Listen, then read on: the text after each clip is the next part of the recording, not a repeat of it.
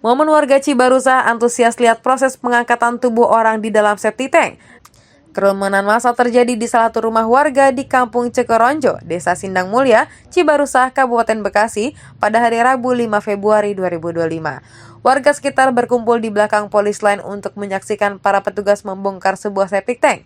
Kursi-kursi plastik yang berwarna hijau sudah berada di area tersebut untuk tempat duduk warga sekitar yang ingin melihat secara langsung.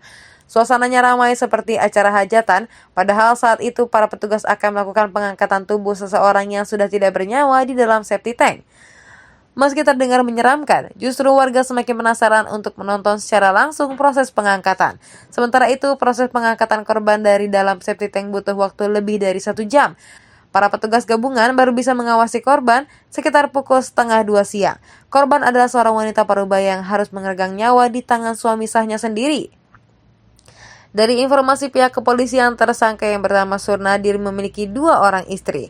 Korban adalah istri kedua pelaku yang menikah resmi, baik secara agama maupun negara. Sedangkan istri pertamanya yang dinikahi pelaku hanya secara agama alias nikah siri. Pelaku melakukan aksinya pada tahun 2022 lalu dengan mengikat leher korban menggunakan kerudung. Pelaku memasukkan korban ke septic tank rumahnya dan memiliki kedalaman sekitar 2 meter. Aksi ini dilakukan pelaku karena terbakar api cemburu. Ia menduga istrinya telah berselingkuh dengan pria lain. Lantaran telah gelap mata, pelaku tidak berpikir panjang untuk mencabut nyawa korban dengan kerudung istrinya sendiri. Kerangka korban yang masih utuh dan lengkap, termasuk pakaian yang dikenakannya saat dibuat ke dalam septic tank oleh pelaku. Penemuan kerangka korban merupakan pengembangan kasus pelaku yang juga merenggut nyawa wanita muda. Pelaku sudah tidak membayar cicilan selama 1 bulan dan saat ditagih, ia masih tidak sanggup membayarnya. Korban yang datang seorang diri lantas tetap bertahan menunggu di depan rumah pelaku. Merasa tertekan, pelaku merenggut nyawa korban dengan menggunakan cara serupa seperti yang dilakukannya kepada istrinya dulu. Untuk menghilangkan jejak, pelaku membawa motor korban ke penitipan motor dan disimpan di sana. Kasus ini diketahui ketika tempat bekerja wanita ini menanyakan keberadaan korban ke orang rumahnya.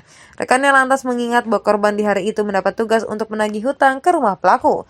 Akhirnya, korban berhasil ditemukan dengan posisi terlungkup di tangan terkait ke depan dalam kondisi yang tidak bernyawa di bawah spring bed.